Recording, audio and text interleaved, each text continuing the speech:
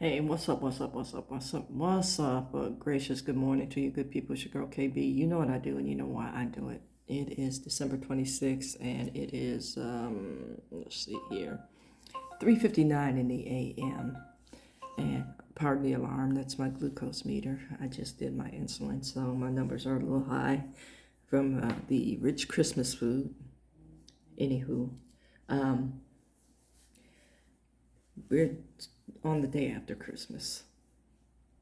And last Christmas and this Christmas have been, I want to say, pretty rough. And the reason that they have been rough is one, holidays just don't have the same meaning since my mom's passing. You know, Christmas was my favorite holiday, and I did Christmas up big. But now, like I said, it just does not have the same oomph. And this past year, I lost a really good friend to, I believe it was liver cancer. And she went very quickly, in less than a month. Had no symptoms up until one point where she was starting to have frequent colds. And this individual, if healthy as a horse had a picture, it would be this particular individual. And my girl stayed on top of me about the way I ate. That's how healthy she was. She pretty much stayed on top of everybody about the way they ate, and was just the picture of health until one day she had a fall, and that didn't seem normal. I think she was a year older than me, and that didn't seem normal. And then kept having what she described as urinary tract infection symptoms, and subsequent testing revealed the cancer diagnosis, and it was in stage 3 or early 4 when she was diagnosed. And then they discussed chemotherapy, and she was talking about chemo with me, and my experience with my own battle with cancer. And at one point she was all for it, but then something shifted in the level of conversation. I guess she got more information and she realized that it was so far advanced that chemo was out of the question. So she planned a trip with her daughter, and in the middle of the trip she got really sick and had to be hospitalized. And she was hospitalized out of town for a week, then came home, and that was like the beginning of the end. Like 2 days later, I got a call. If you want to say goodbye, now's the time to do it. And it's like, what just happened? So Christmas was a little rough this year, and as I said, last year. And then to top things off, I spent Christmas with my sister, my nephew, who's my brother's child, his wife, and his kids. And last year there was a new addition to the family, and he's a cute little stinker. Last year he was just a jelly bean. This year I just refer to him as a cold piece, because the baby runs things, and he's funny. And the majority of his conversation is fussing at the adults, and in the language that I was mocking his language with him, mimicking the sounds that he was making, and apparently I said something that he didn't like. And it just, yeah, it was quite comical. And the sound of the language sounds like doi doi doi doi doi doi doi doi doi doi doi. And we had a great laugh about the Doi Doi language. And yeah, he's just a cute little bugger. The older kids, now for me, I'm old school. I'll tell you, on a regular basis, I'm 1 year from being an official senior citizen. So I'm old school. And both of my parents, their origin is Southern roots. So we grew up, and I say we, my siblings and I grew up with, when I want your opinion, I'll give it to you. And I'm not one of your little friends. Now, there was nothing stellar about the way, no, we were parented. I need to say that. A lot of the things now, although they serve me well being this age because I socialize with my age group, these younger kids, I don't even know what they call them, alphas, I believe, this generation, they're the cell phone generation. They're the, I can't tell time, I need a calculator, everything is done on electronics. And anything that is on the internet is a fact generation. And you must be on the internet or you don't know anything generation. And because everything has been handed to them by the people who have had some battles, have some battle scars, very few of them appreciate or know how to show true gratitude. I'm not saying all, but I am saying a great number. And therein lies the rub. You have to teach, from a place where, folks have to have a historical reference to going without, knowing how hard things are to come by. And I want to say most kids don't these days. That being said, I've clashed 2 years in a row. And the thing that I've clashed the most about is the language being used in a way that just drives me crazy. Last year, it was the oldest continuous use of the word frig or friggin'. And I'm like, you know what that is in reference to, so you're going to go all the way to the line without swearing in front of me. And that is unacceptable. Although we have adult examples now where, swearing is the norm. From leadership on down, swearing is the norm. And I grew up hearing swearing is the sign of a limited vocabulary. Okay, so, I blew my stack about that, and it's the adults that are responsible for it. They're my great nephews. For some reason, maybe they're comfortable with it, they didn't check it. And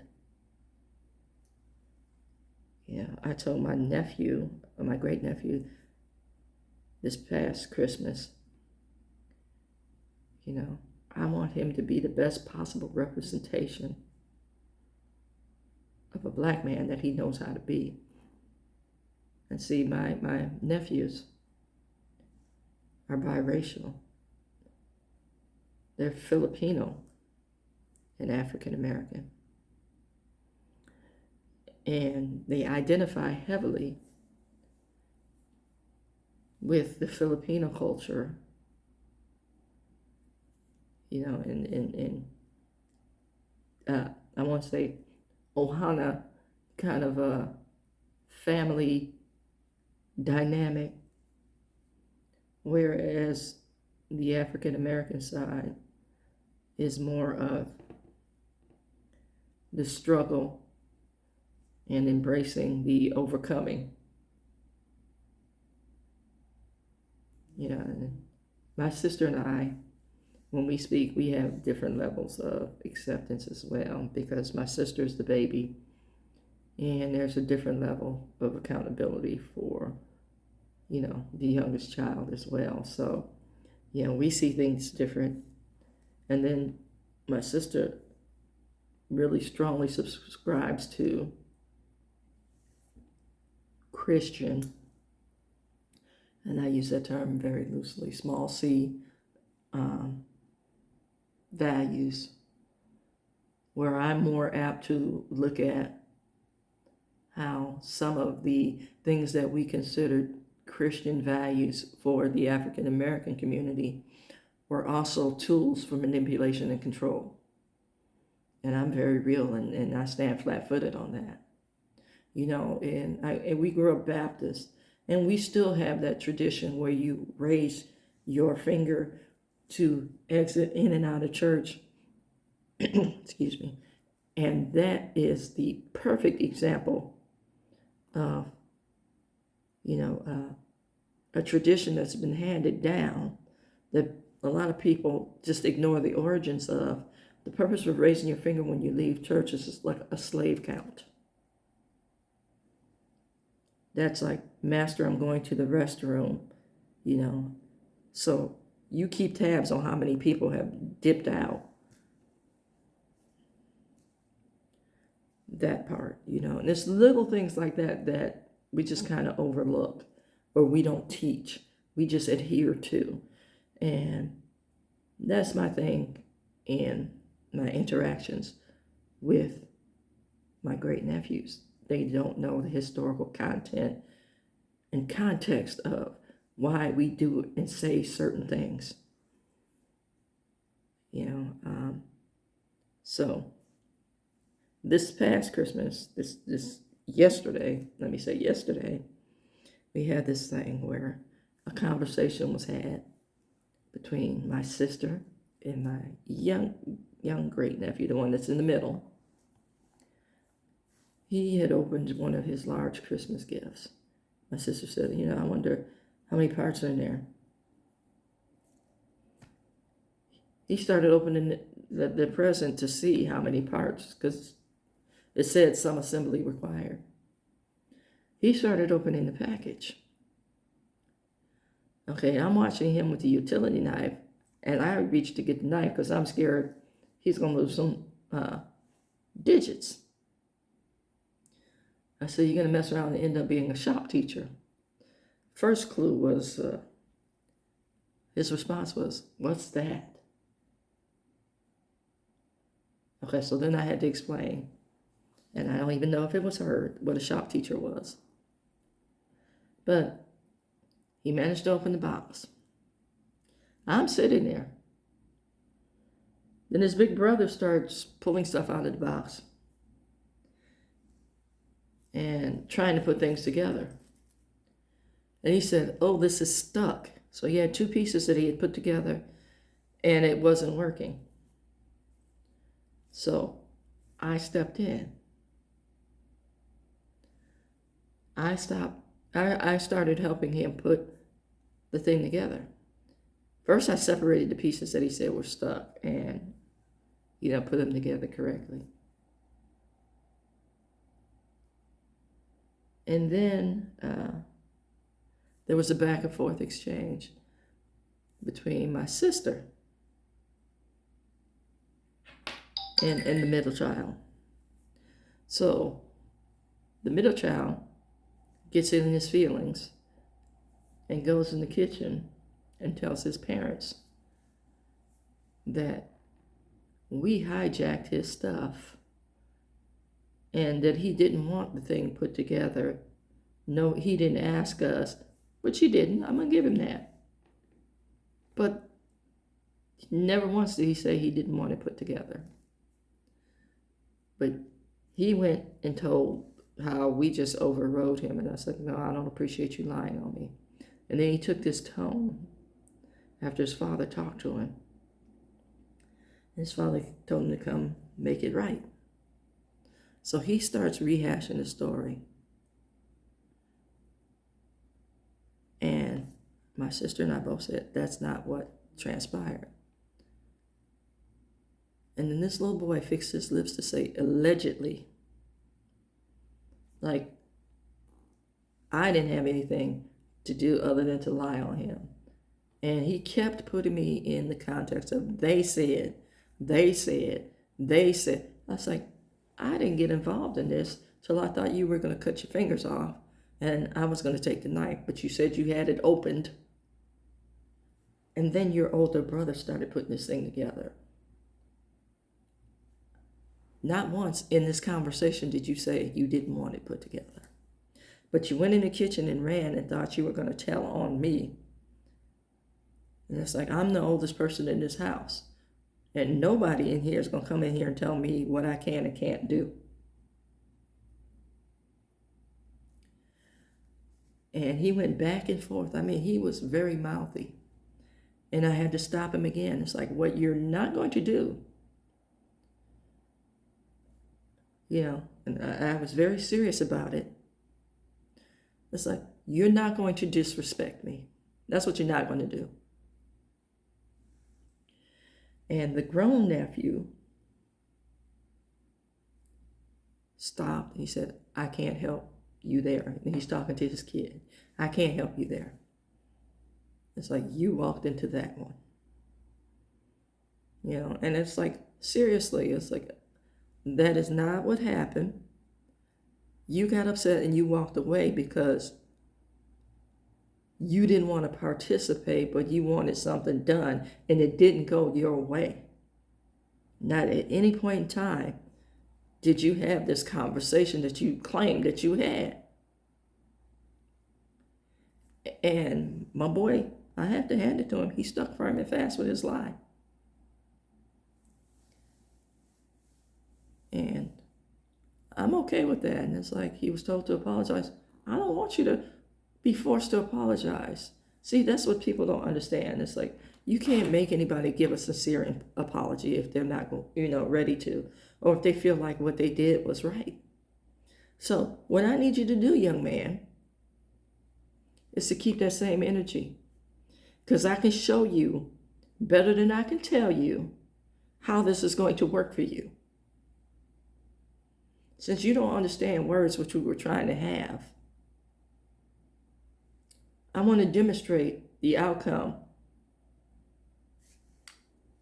And he came back and he tried to have conversations. It's like, no. And finally my sister picked up on it. I said, no, you don't get to talk to me because you came in here and just assumed a conversation was going to take place when you didn't offer an apology. You just thought like, oh, nothing happened, or I let that go and we're just going business as usual.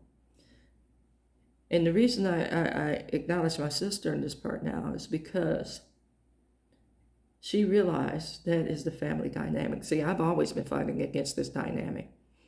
You can't act like just because maybe a minute or even a year has passed that you don't owe people conversation and an apology for something that you did. So hold on to the energy that had you on swole to fight. That part.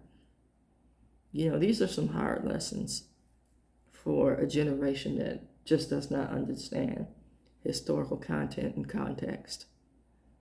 And there's going to be some rough exchanges.